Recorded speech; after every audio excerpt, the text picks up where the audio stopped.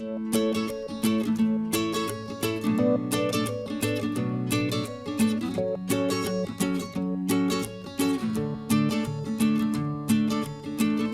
your host, Ken Patterson. We are at the 13th annual St. Louis Prototype Modelers Meet. I'm doing an outdoor photo shoot. We're going to talk about this table saw.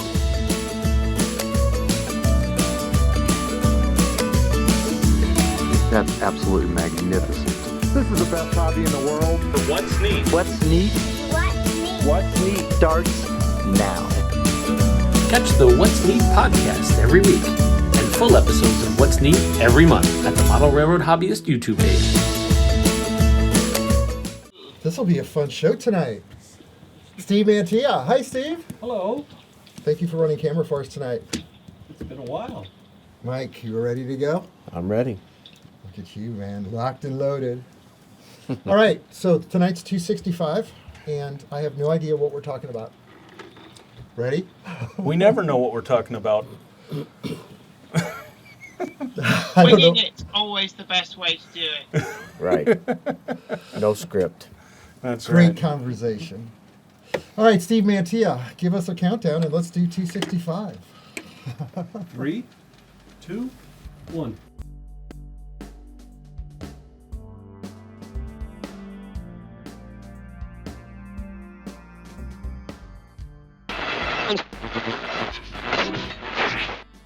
The What's Neat This Week video podcast is supported by enthusiastic model railroaders just like you. These are anyway. And by GL Robotics. With over 61 colors of 3D printing filaments in stock, your gateway to new technology. Check out their website at glroboticsusa.com. Further support is provided by Microengineering, keeping you on track with quality products for 55 years. Check out their website at www.microengineering.com. Order from your local dealer or order direct by calling 1-800-462-6975. Additional support is provided by Spring Creek Model Trains, your destination for model trains. Stop in and say, wow. Check out their website at springcreekmodeltrains.com. And by Intermountain Railway Company, where the detail makes the difference. Check out their website at intermountain-railway.com. Additional support is provided by Yelsma Graphics, America's leading distributor of quality railroad art and embroidered clothing since 1985. Check out their website at yelsma.com. Further support is provided by the NCE Corporation, the power of DCC. Visit their website at ncedcc.com. And thank you for supporting the What's Neat This Week podcast.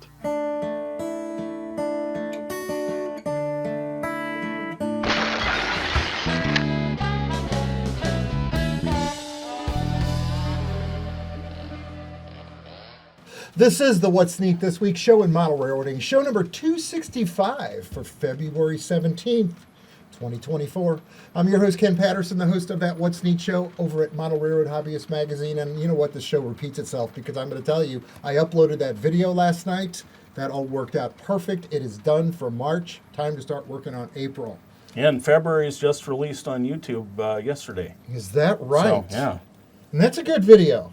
That's got Yeah. a great layout in it. One of the large layouts that we looked at up in Chicago is Yeah, in that video. was it the Prairie Scale Model Engineers or something like that? Correct. Yeah. And Jennifer Kirk's in that video. She did this amazing layout interview. Jennifer, tell us, what was that layout you interviewed? That was the Blue Peter Model Railway. Again, there's a TV connection with that. It's a very popular children's TV program in the UK. And back in the sort of the 1980s, this layout was featured on that, and it's absolutely huge. It's been a labour of love, and we went down and we filmed there, and it's absolutely amazing. It's well worth going to see, anybody who's in the Devon area of the UK. Yes, so check it out. That is in the video that's running currently at Model Road Hobbyist Magazine's YouTube site, the February What's Neat video. And by the way, if you're on that site, be free. Go back through all the old videos. The ones we made in 2013, 14, 15. There was a lot of great how-to content as this layout and other layouts that I was working with were being built. All that narrow gauge stuff is in there that we had built. A lot of amazing content. And all the previous What's Neat videos, there's got to be over 200 of those. Anyway, I already got sidetracked. Starting on this side over here, I've got Mike Buddy. Hey, Mike. Hi, everybody. It's good to have you here tonight. Thank you. On Skype land out here, as we've already figured out, we've got Jennifer Kirk out in the UK. Hi there, how are you doing? Jenny, it's awesome to always have you on the show. Right next to me, I've got James Regier. Hi, everybody. And a special treat tonight. Look at this. We have Austin Allard. That has made another major life-changing event happen to his layout that he's going to fill us in on. Because, I mean, when he does something, it's like an earthquake. It doesn't just change a scene. It's all or nothing, baby. It's a landslide. So we have quite a neat thing to talk about with Austin and a lot of photographs to back that up. I do want to say that the Lawrence Model Railroad Club show is coming up now. That's on March 2nd. So that's just right 2 here. weeks from today. It is. And guys, 10 if you minutes go away. there, I would highly recommend staying at the Marriott Spring Hill Suites. Is that right? You checked From the this out? park, well, in fact, for our honeymoon, my wife and I went to Lawrence, and there was the Marriott actually has a bridge that goes right over the BNSF tracks. The Southwest Chief runs right through it. Not that you'll be up at that time of day, but it's kind of neat to know that it's running right by your hotel. Right. Okay, so this is March 2nd and March 3rd. The first day it's 9 a.m. to 5 p.m. The second day it's 9 a.m. to 3 p.m. I believe I talked to Mr. Turner tonight, who's my contact here, and he said that I believe the tables are all sold out, but be sure to go there. Tell him you've seen or heard about it on What's Neat. This is at Crown Toyota, 3400 South Iowa Street in Lawrence, Kansas. Check it out online at Lawrence. Hold on a minute. I got my glasses on. Lawrence, read that. The website. Lawrence modelrailroadclub.org. Okay. I need 2 pairs of glasses. Check it out at that website, lawrencemodelrailroadclub.org. I wish you guys all the very best for your show. They're going to have food, too. Rock and roll. That's what Joshua was excited about, was the barbecue food truck that's going to be there. That's nice that they're doing this. They've got a lot of layouts there. They've got 8 layouts at this show. Wow. So thank you very much, and I wish you guys all the best with that. I'm not going to go into layout construction yet right now, but I want to talk about Austin Allard's layout. Because, Austin, you're doing a lot of renovation on your train layout. I am. And you've put a lot of photos on Facebook that I want to show off on the show tonight. What are you doing? Yeah, what are you doing? What are you doing? Well, I think this is the 10th time. So For God's sake, I man. know. what I are you know. doing? Yeah. I know. I question myself. Jennifer, what too. is he doing? He's ripping. Okay, go ahead. So I went from modeling the Union Pacific in Missouri to the BNSF in Northwest Montana. Uh-huh. A little bit of a difference. So I'm in the process of tearing down Dad's old layout that I actually built the BNSF layout on. But it was only 16 inches wide. The top deck is 32. Wasn't happy with either one of them, so both of them are getting blown up. And I'm basically starting from scratch. So you pulled out the bottom deck. The top deck we're just going to cut with a circular saw and hope for the best. Now, how wide is that one going to So be? it's going to be 24 inches where the town is going to be, so I can get more buildings and a little bit of depth. And then everywhere else it's going to be probably 18 to 20 inches. Oh, and then bottom deck, same width? No more bottom deck. Oh, it's just going to be one layer, huh? He totally eliminated One his level. father's lower level Wow. layout. Dad doesn't have a train layout no more. Oh, man. By the way, he's sitting down here. Yeah. He is. Yeah. I brought him down here with me tonight. No more yard. That's gone. I told Ken earlier. No more yard. On his new design, I'm showing a picture right now of the design of the layout because I saw it. Check this out. It's all scenery, single track main line with passing sidings, and there's no switch yard. Nope. Okay, explain to us, why are you doing that? I want to focus on scenery. I want to get good at scenery so that when I do move out of Dad's house at some point, that I can take the layout with me and expand. Build a yard on the next layout, but like I said, I want to learn scenery, and with my IT background, I think that it's time to learn the electrical side of it and do detection, signaling, crossings, maybe a detector in there. So I'm really excited, but I did go to the dark side and do single track now, so it's going to be interesting. Yeah. Well, I mean, to be sure, in that part of the country, it's a lot of straight run-through trains. Like, how many industries are really... It depends. So I'm not specifically modeling something specific, but it is Northwest Montana, so there is paper mills, lumber Okay. mills. Mhm. There's a gas train that used to run every day on the Montana Rail Link that I thought would be kind of neat if I could model that, even though I'm modeling the BNSF. But there's really not that much industry. Oh, it's all BNSF now, baby. Yeah, I know. Yeah. Well, Austin's always modeled for. Austin's a rail fan. You're a rail fan. I like You watching like the to get trains. out and watch trains. That's right. And the way you've modeled in the past, and the way I see what you're doing about to do now, is a rail fan's layout. So that you're rail fanning along the main line. He's not in operation. I mean, he might have a few industries, but we've never gone over there and switched and time scheduled and time cards. It's always been the run by effect, which is exactly what I model. The same.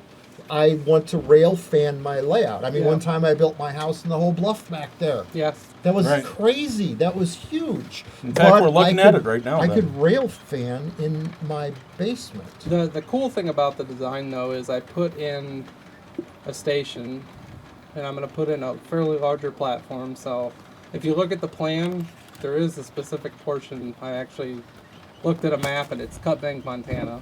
So Oh, yeah. it's just flipped. Okay. So it's instead of east to west, it's west to east. But it's I don't know why you guys buy me microphone. Yes, Scotty, I just put on the microphone, so the whole half of the... That's okay, I yell, so you probably heard what I said. but it's interesting because I did model a grain elevator, so that's going to be on there that the local can switch. Amtrak can be sitting at the depot while mainline trains run past, and then I decided that so there is a station stop at Harve, Montana, that does refueling. So it's a 45-minute Yeah. stop on Amtrak. So I'm like, Yeah. well, this is going to be the Amtrak stop for refueling. So in a future operating session, I can actually run mainline trains past Amtrak and There you go. No, that'll be neat. Yeah. and then in my head, so I'm thinking way ahead to when I actually have a layout that's worth operating. All of the heavy trains that are going to have like speed restrictions, coal, grain, ethanol are going west, and like the priority intermodal, the Amtrak, all the stuff that would have, priority would go east. There you go. So it's going to be interesting with the single track and how to figure all that out. But I Yeah. can use JMRI to computerize it all, and it should basically do it for me. I can't wait to amazing see how- it. Yeah. When do we get to see it? We haven't been to your house in a year now. Couple years. Has I it? haven't. Yeah, it's Okay. been a couple. All right. I got a really, really, really aggressive date of RPM Okay. to have people over. I got friends coming in from Wisconsin. Raymond's coming in from Pennsylvania, so I'm hoping to have a layout by then, but it's kind of Yeah. pushing it. All right, Jennifer, what time is it where you are? It's just gone past 2:30 in the morning. It's the middle of my workday, so rock and roll. It's good to see you. All How's it going out there with you? It's going really great, actually. I mean, one of the things at the moment that's been really big over here is there's been a lot of talk of doom and gloom in the hobby, and I guess it's something that keeps coming up. If you dig out old magazines, there's always an article about, X, Y, and Z is going to be the end of the hobby. But over here, we've just seen the closing down of the oldest retailer still in business in the UK, Hatton's. And I believe they actually recently bought MB Klein over in the US. Yes, yes. And they just unexpectedly announced that they were winding down and closing.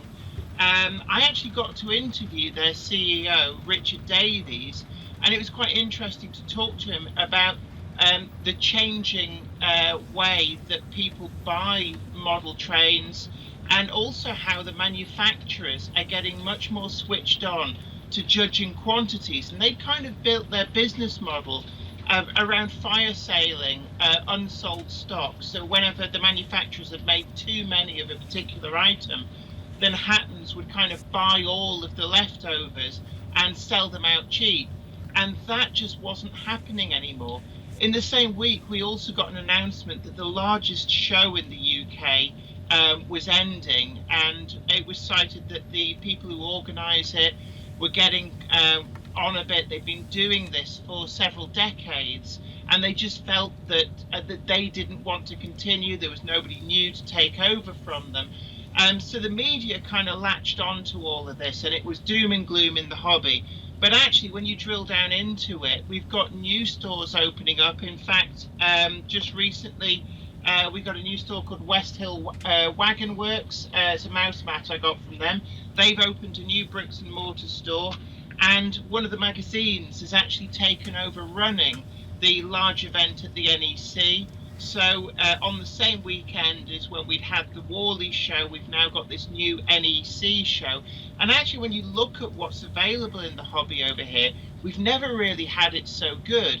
We're getting ready to run prototypes of some models where even 5 or 10 years ago, you would never have imagined that you would get a ready-to-run model of some of these actually quite obscure prototypes, things that aren't any surviving examples of. We've got new technology coming through. I know over there in the US, you've got the Soundtrax Blunami with the Bluetooth control, but we've also had launch in the UK in the last 12 months a system from Hornby Hobbies, which has the Bluetooth control, so you can control everything on your smartphone, and it's really transformed the hobby. It allows you to literally off a server download the sound profile for your locomotive and set it up exactly how you want with a really user-friendly interface. So you could even edit the CVs on the DCC decoders from a kind of user-friendly interface on your smartphone. And I liken it to kind of going from a computer that's running DOS to actually running a Windows interface, where no longer do you need to know all these kind of nerdy commands and everything and what numbers to program into different CVs. It's actually, there's a GUI that's taking care of all of that for you. And we're seeing a lot more young people coming into the hobby, families as well. And actually, when you go to shows, you see a lot of families actually coming in and taking an interest. And it's gone from being kind of dad in the attic or the basement to the whole family building a model railroad and getting enjoyment from that. So really, the hobby has never been healthier in the UK. It's I good mean, to know. I've definitely been observing somewhat similar here. That you do have an expansion of the number of women that are involved in the hobby, and others that have not previously had such a major role. You also have the major shows like Amherst, which was back at as big a capacity as it's ever seen, a couple weeks ago. The world's greatest hobby on tour in Indianapolis was also reporting blockbuster attendance. There was another show in Timonium, Maryland, same story. So we're getting all these, and that's despite TrainFest having gone to a biannual format. We'll see if they maintain that or they switch back to annual. But for this year, they've actually gotten a bigger venue than what they previously had. So it's not quite the shrink that we all might have assumed. Yeah. And I mean, we have a big show, Great Electric Train Show, that's held every year. And this last year gone, it was so popular that on both days of the weekend, they actually had to shut the doors and stop people from coming in because the venue, for the first time ever, had actually reached its maximum capacity. They weren't allowed any more people in. And it was just an incredible interest in the hobby, which was kind of at odds to all these doom and gloom stories that you saw in the press. It really does seem that the hobby has never been healthier. right. It's a fact. Well, with my experience It's a this fact. week, I had a pre-order that came in, and had I not pre-ordered it, I wouldn't have got it. Right. And it seems like basically since COVID, we live in a pre-order world where if you don't order it ahead of time, you might not get it. Yeah. Yeah, Let's- and that goes back to what I was saying about Hattons, where they kind of built their business model around fire sailing unsold stock. But actually, there just isn't any unsold stock. We're seeing, like you're saying, there's this fear of missing out, that if you don't pre-order an item, you don't get it because it's sold out. And here in the UK, people will always complain about the price of things getting more and more expensive. But the reality is that these models are selling out, often to pre-order, and even models that are going over the £300 mark for a locomotive are selling.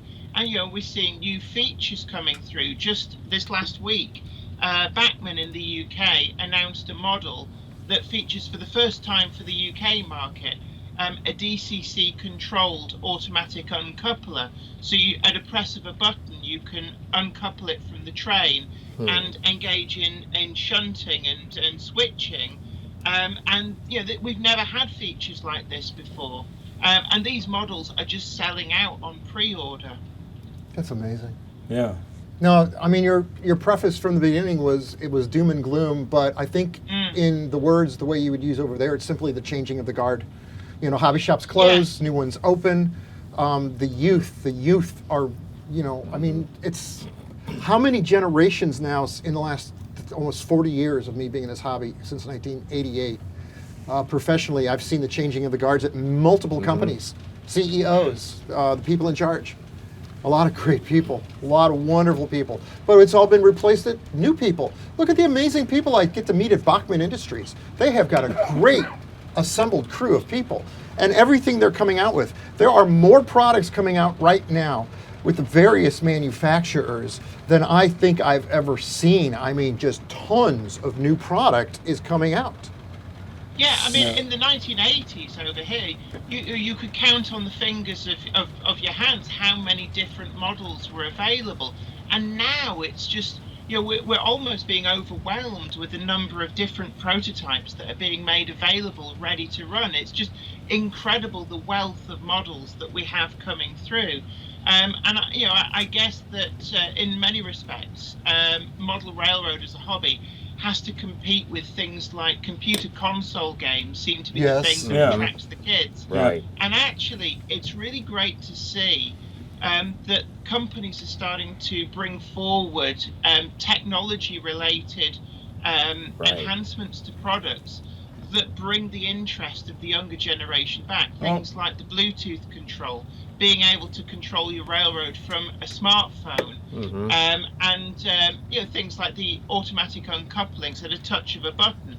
And these are all things that kind of create that interest that maybe the younger generation had been sucked away into console games, and we're getting them back. We're seeing more and more younger people getting interested again in the hobby, which is absolutely great. Well, and you mentioned gaming and all that. I mean, think of all, the graphics that go into gaming that can then be made into printable STLs that can then go to super detail our models. Like look at Rapido, or not Rapido this time, but look at Broadway Limited with their Blue Goose, for example, that they released a few years ago. This was a one-off Santa Fe locomotive, but yet they were able to produce it in multiple different configurations. Basically every modification that the Santa Fe Railroad made to it in their shops throughout the Blue Goose's existence on the line, they were able to replicate on this model and have it available for order. And it was a combination of the brass hulk that they had for the bulk of the shell, but then individual parts that were designed in 3D, made in plastic, and then applied to the model, so that the manufacturers are actually able to put these super detail era and unit specific details on at an affordable price. That's true. Yeah, I mean, we've seen over here a lot of manufacturers being able to offer every single version of a locomotive. So, for example, we've got a relatively new company called Cavalex, and they've introduced the Class 56 heavy freight locomotive, and they can literally produce a model of every single member of the class at any point in their lifespan, because they've got the flexibility, the way they've designed the tooling, the way they can detail them up. And it's just incredible that they can do that. Whereas, 10, 15 years ago, you would have had one version of that locomotive and had to kind of fudge it for other minor detail differences across the entire class. You're absolutely right. Tonight on the layout, we're running first train that's coming into the camera, you've probably already seen it, is this Rapido, is it called a Turbo Turboliner? Turboliner. Right, I think this was the one that was around 1977 when Yeah. they made it. And then this one actually ran experimental runs between St. Louis and Chicago. And I believe it might have went to Kansas City too. Yeah. Very amazing model, 5-car consist, power units on both ends, great sound. I'm going to talk about these on a future show because now I've got 2 different paint schemes down here and they're beautiful. We got another train coming around. When it comes around, we're going to talk about it. I didn't mean to interrupt the subject matter because this was a good conversation. Are you running 5 trains right now? I counted, I think, 5. I think there's 4. I think there's 7 running at once. Wow. All right, Ken, you've got a the way I billboard do- track. You've got a billboard track. Well, I've got 4 continuous tracks, so I can just leave 4 to do their thing. But I've got 3 which do ABC shuttles. So I've got little modules where the train will go to a certain point in the track, and then it modulates the DCC signal and makes it asymmetrical. So the train then knows to stop, wait, and then reverse. So there's 3 different trains that just move backwards and forwards at random intervals. That's cool. And I'll bet that's awesome on your show when you do your Monday morning show. Tell us remind the viewers that you do podcast videos on YouTube. We call it the Monday Club. It's actually at 7 p.m. UK time. So I think you guys are 6 hours behind. So hello from the future. Right. So that would be like 1 p.m. in the afternoon 1 p.m. your time. And it's just kind of... we just chat for 2 hours about everything that's new in the model releases. But we also like to show people's videos of people's own layouts. So people will send us a link or they'll send us photographs. And it's kind of nice to share what the viewers have been doing. Yes. Because I'm always a firm believer that it's a great way of getting inspiration from what other people have done, getting ideas from other people. And that's kind of how we grow as a hobby. You know, we learn from what other people do. So we look at other people's layouts and you can take things away from that and think, I'm going to try that. I'm going to incorporate something like that into what I'm building. And it's proven to be a really popular format. That's really cool. All right, James brought over a consist of units tonight that we are running on the layout. And as it pulls into camera view, I will say that your Kansas City Chief train that you ran a couple weeks ago evidently did very well because that was a good game. Oh, yeah. Well, and so this is, in fact, the Super Chief. Super Chief. Because they won the Super Bowl. So 4 F7s. I like how your mind works. 4 F7s on there, and so Is this primarily a mix of Walther's cars? it's primarily, in fact, it's all Walther's cars today on the train. Yeah, all lit and all with people on them, so I've been working on. I've gotten the latest release of the Super Chief. They released these Indian class 12. So this is a brand new car from Walther's? A couple years old, but The plating is beautiful. but that's from their latest release. This was of the Super Chief and El Capitan. These represent 8-bedroom sleepers that were originally converted from 24 roomette duplex sleepers by the Santa Fe Railway in about 1964. And they ran on the Super Chief El Capitan. Often it was combined from then on until its retirement, and many of them went on to serve on Amtrak. What I've done with, so this one is a model from the factory, pretty much unmodified. In fact, I've just opened the box on that one. Okay. This one I've added passengers, including some from the Pricer's figure set that was available with the various Walther's train releases. The Pricer figure set has the problem that if you go through a train of 13 or 14 coaches, you wind up with the exact same character multiple times. And, of course, that's kind of more of a I built this so I know it's a problem kind of thing, rather than the that Right. the observer will ever actually detect it's this. subliminal. Dirk, Right. It's subliminal. And it's subliminal. it's James. yeah. But I just called you Dirk. It's subliminal, James. It is. It's okay, it's- I can leave They're now. there, but they're not really there. They're there. It's Yeah. But I understand what you're saying. But- I mean, so- the Rapido train that's running has got scale lighting in it. So So you can't see it, the bright lights down here, but when you turn off the lights down here, Yeah. we did that. It's pretty scale. good. Right. And so I populated this not only with some of the Pricer figures, but also some figures that I'd 3D printed just that I'd found online. Right. And the beauty of that is you can find many of them online.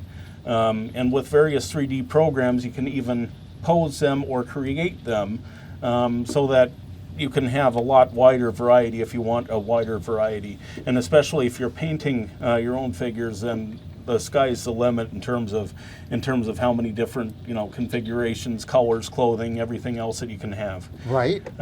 Do people actually So- look that close?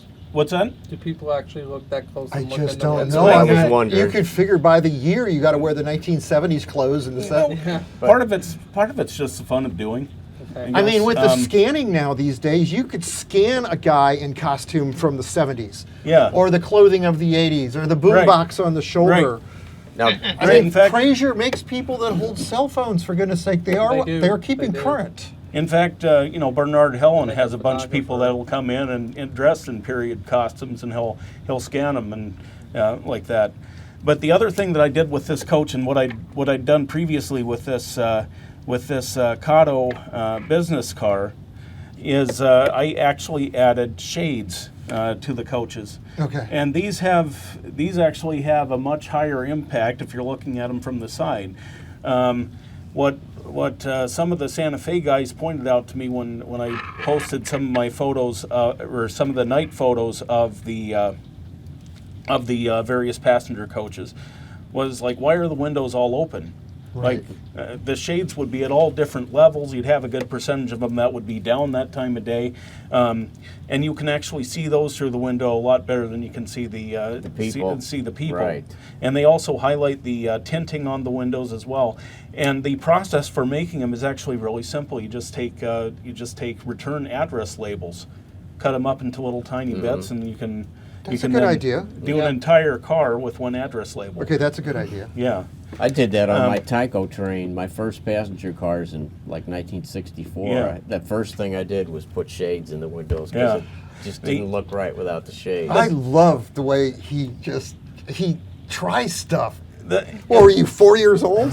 Well, I was 10. Okay. Yeah, I mean the drawback of doing all this stuff really is that once you have one that's set up like that, the others just don't look right. And so Right. you wind up having to go back and redo your entire fleet, and it's just time consuming. Now, James, when you were adding your seated passengers, how much surgery did you have to do? Actually, in this case, in this car, none of them. In the other cars, there were plenty of poor little HO Amputations, figures yeah. that lost their feet or lost legs. Right. Some Correct. lost arms. You it have was to do brutal. that. I had Yeah. one poor locomotive engineer No, we- in a that I was installing that lost half his body. He just got cut in Will you two. stop with It's the like- details? But the awful. new ones fit right in there? Yeah, the new ones. Well, the new ones fit right in there. I mean, this is a double bedroom sleeper, so there's plenty of Well, space yeah. there for all of that. We'll have to see. I also got another coach to do and that kind of thing. How the pitch works with their legs and that sort of thing, because Right. they have no room to put their feet in front of the seat. Well, you in don't front want of the them. windows like down here, Yeah. A lot of times your passengers, if you don't shave them down a little bit, they're just way too high in the seats. And then the other thing that I'll point out here, I just added it this last week because I had him, so why not? The guy on the observation platform may look familiar. It's you. It's me. Okay. Yeah. So, All right. yeah. All right, next on the list, I have this segment that I'm going to do of updating you on what I've been doing this week down here in the basement, because a lot of stuff's been getting done and in the studio down here. I edited video all week. Got the podcast out, I guess, Monday, early. Got the March What's Neat edited and out night before last. So last night I worked on the layout, and I'm back on the back section. First of all, we had a beautiful snowstorm here on Friday. Kids got to be out of school. We had 4.5 inches, and it was just really pretty and a nice break from the norm to look in the backyard and not see all the brown grass, but to see all the beautiful white. And so with that, I start into my segment here. I ordered a lot of microengineering turnouts. I think I ordered number sixes, 6 of each, left and right hands, because of the various areas in the layout that I'm planning on making changes. And finally getting this track in has helped facilitate the speed of the area over there where I'm working on that diorama against the wall. I've shown it on multiple shows now. And the part of the thing was I'm coming off of the switch yard with existing switches that were already there at one time, and I'm going to utilize these to create a siding with 2 tracks on it, going onto this foam module where there's going to be 1 track buried in the grass and another track near it that will slowly slip into cement or paved blacktop type work, so you could load or unload excavators and equipment onto the second track. But the problem was that coming off of the layout of this, which is held up by shelf brackets, and then onto the foam, there was a bit of a transition, which is not normal, but shelf brackets are angled at an angle, and if you don't level them off just right, you have a period of a hump that you've got to work out. And so I was working that out, and the idea I came up with, I took a couple of levels, and I put them on the area to see how much of a gap I needed to fill, because this area was not intended to have trackage on it. It was supposed to be a road going downhill. So I'm going backwards and refilling the foam. And I could have used wood to do that, but I elected to use Great Foam Pro stuff, the orange stuff, and I'm spraying it on here. And then tonight, Austin and his father and Steve Mantilla watched me over there sanding it back down with this great big 36 grit sander that is long, so I can do a very gradual transition onto the foam, off the plywood switch yard onto the foam. And so far it's working. The Wathers building that I have plans on is going to be modified. It's going to be made shorter and smaller and narrower to give me more exterior on this scene. I'm not concerned with the interior of the building or the building aesthetics itself, other than it's there subliminally. But it's going to be all the equipment and all the detail placed around the scene. Right. So I want to make sure that the roads are wide enough. I'm just still trying to lay it out. It's so much easier to build something off of Google Earth, like when I built Kimswick, because all your dimensions are there. There's no deviation. There's no laying on the pillow trying to make plans. But when you're doing freelance like this, now it's a whole nother, what if, woulda, shoulda been, coulda, and it's kind of interesting, and it's a different way to model than what I'm used to. So that's that part of that section that I want to talk about. You shot some video for me tonight. James did. I did. Where I'm in the switch yard over here trying to plan out that other area of the corner where I thought we'd put intermodal. Right. Or maybe put an auto rack loading facility. But I think it might just be a 5 or 6 yard track yard for holding stuff. Yeah. And each track will be 64 inches long with these microengineering number 6s. So just working on a lot of different projects when I'm not doing editing. And that's what I had to say about that. I know, Mike, you brought some stuff over tonight that you want to talk about. Well, first of all, I wanted to give an update on Nathan Stankowski's styrofoam arch bridge that he's been working on. I brought some pictures tonight. Hopefully Ken can show the B-roll here, but he built a arch bridge, 2-arch bridge.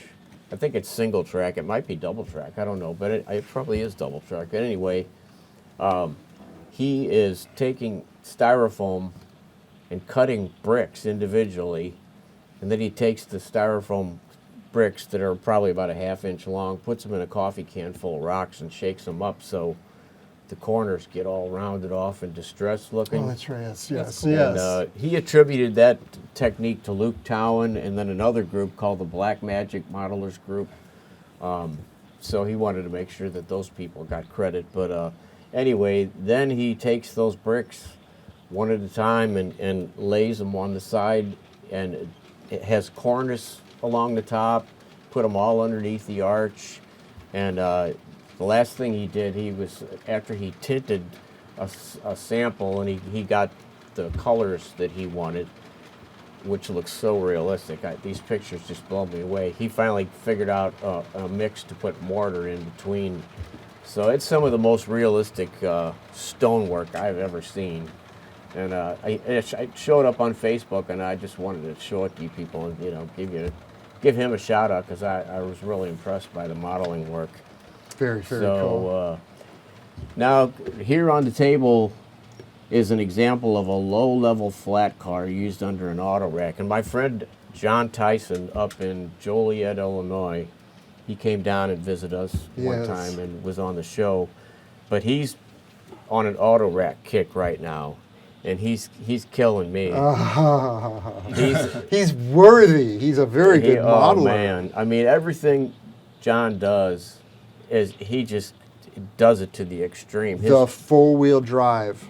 The truck RC, driving yeah. on the layout. Well, he's a big The train tower? modeler too. He's that Joliet The Tower. Joliet model. Tower that we was- showed off yeah, on the show. I mean- Okay, now you've seen John's work, so now, okay, go. So, but yeah, he's built a couple of Rock Island E8s that he redid all the roof equipment and scratch built a bunch of stuff on it and weathered it.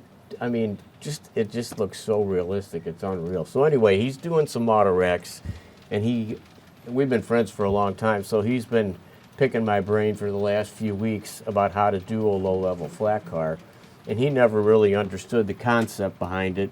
So I sent him one of my models and some stuff to build some with, and so I brought this tonight. This is one of the ones that I built for my stack packs. These brackets on the side here to hold the stack packs, but this shows the concept of the low-level flat car. The draft gear is actually above the deck of the flat car, and then it rides on 28-inch wheels, which actually are almost touching the bottom of this steel deck.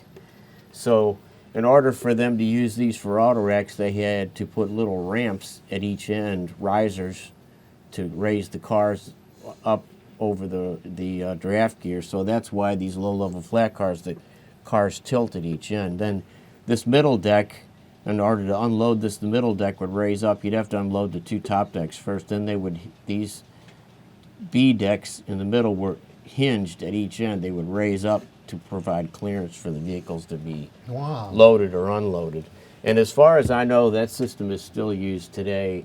I'm not real familiar with the modern auto racks, the articulated ones, and they have different multi-levels, for different vehicles and everything. But I modeled the late 70s, and this is, what was all around when I was growing up. So this is actually an AccuRail kit, which Walters comes out with, it has now, but I modified it into the hinged deck car by bending it up and added the mechanisms to raise and lower the deck, and of course the low-level flat car is scratch built like this one here. So John, so far he's got one load of 1973 Chevys and Oldsmobiles. He's done all different body styles, and these are all his own castings. Are not for sale. Nobody else. It's just his project. Right. And then he did a bi-level full of Chevy vans, and he did it from a photograph, and he actually matched the colors. And there's 3 different company vans: a Singer sewing van, an Amana van, and an Illinois Bell van. And he reproduced all those in perfect scale to match the photograph exactly. Made up his own decals and everything. So anyway, I'm not the king of auto racks anymore. John's passed me by. Wait a minute. The other day, someone in the Santa Fe group, someone posted a movement of Studebaker cars in the 1950s in a gondola that they were. That these were bodies, right. just stood up on their noses. Those were just the bodies, not completed vehicles. Right. Yeah. So I know where Chevy got the idea for their Vertipacks, I guess. Right? Yeah, I guess so. Yeah. Yeah, that was a short-lived concept, but it lasted 7 years shipping to Vegas. Yeah. So anyway, That train's noisy when it comes through here. Yeah, it sounds like a real train. Yeah. Running through all those switches. All right, we're going along on the show. I'm going to talk about these throttle holders next week. In 2 weeks when we do a show.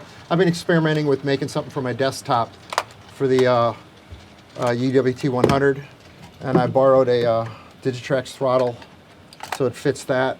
And I'm going to talk about these things next week or the week after because I keep changing the design, but it came off the idea of what Woody made for the track holders. So save that for next week. Anything else, Jenny, that you want to talk about tonight? I think we've pretty much covered most things. No, I've just been admiring your Super Chief train going round. Which It looks just- absolutely awesome. Just seems to have derailed right now. Yeah, and that auto rack actually. How many vehicles is on that? That is an amazing thing. Yeah, it carries 18 vehicles. Yeah. 6 of these short vehicles. These are Ford Pintos and Mercury Bobcats. So there's 6 of those Wow. for each deck. So, That is beautiful workmanship. oh, thank you. I've always had a passion for the auto industry and cars in general and how they interact with the railroad. So I designed my railroad with the big wide curves just so I could run all my auto racks. And I'm the same way. Very little operation. I just like to. It's just a big racetrack. I like to put my auto racks on there and just sit there and watch them go by. You know. There you But go. sometimes that is the greatest thing about this hobby, is being able to sit and just watch Right. the trains go by through this miniature landscape. Mhm. I mean, I've never been one for switching. I've got a big switching yard here, and I have never switched trains in it. But I Yeah. love just setting stuff going on the main Right. lines and just watching the trains go around. The longer the train, the better. Right, and I enjoy watching yours go around in the background too. I keep getting distracted by the trains going Oh, by. wow. Yeah, well, you win So- for not having derailed tonight, I guess. Yeah, Oh, it's normally when you point a camera at them, they do all sorts Yes. of things, but they seem to be behaving. That is so themselves. true. Yeah. Oh my God, I don't want to talk about it. We are going to take our NCE power cab, and you've already using your cell phone. I know you are, but we're going to run some trains tonight and have some fun because we didn't do it before the show because we wanted to be on time with you, Jenny. I appreciate you staying up late Yes, thank or you very early much. for us. No, that's quite all right. It's always a pleasure. Thank you so much for inviting me on. I know, All right? right, And keep well, creating thanks. wonderful material for the What's Neat show. I need material. I'm running out in May. Right. I need Don't material. worry, so I'll try and sort you something out. Be All sure right. to like us on YouTube, subscribe to the video show. Josh always says that. If you've got a train show coming up, you can check out kenpatterson.com to see how we can help you promote your train show like we do for Steve Mantia and my father, and we've done for the Great American Train Show. We would like to just And Lawrence. totally, Lawrence, talking about the Lawrence Train Show coming up. We want to promote train shows around the country because I think that helps promote the hobby, and we look forward to serving you and helping increase your table sales and your attendance to your show because it just seems to be what we can do with this wonderful platform that we have. Best hobby in the world with some of the best people sitting all around me right now. Thank you, Steve, for running camera. Let's go run some trains, guys. All right. 43 minutes. I can't believe how much other stuff's in their website besides throttles. There's a lot of neat stuff. Ready? Thumbnail. All right, everybody just smile at the camera and wave, or maybe we should set it up somewhere else tonight, but it depends on how much you want to have to work. I'm going to hold up one of James's models, and everybody smile, and rock and roll. Let camera one roll for 45 seconds, Steve, so I got enough for credits. And I'll kill sound. Jennifer, thank you. I'm going to bring your sound into the room so we can hear you and talk to you. No worries. I'm going to stop screen capture first. And if anybody wants to see more of my layout, I think if I press this button, then oh, there we are. No, There there's you the go. TARDIS. You can see some more of my layout. wow. That's a really entertaining layout for your show. Heck yeah. It is actually. I mean, it's one of the things that we found really did work well. Is when you've got the trains just running around you, it kind of it gives a good feel for the show and gives something really interesting on screen. And a lot of people actually they'll start looking for certain details. So we've got Doctor Who's TARDIS, and it's not glued down. We just move it around, and people kind of we found people just play a game where they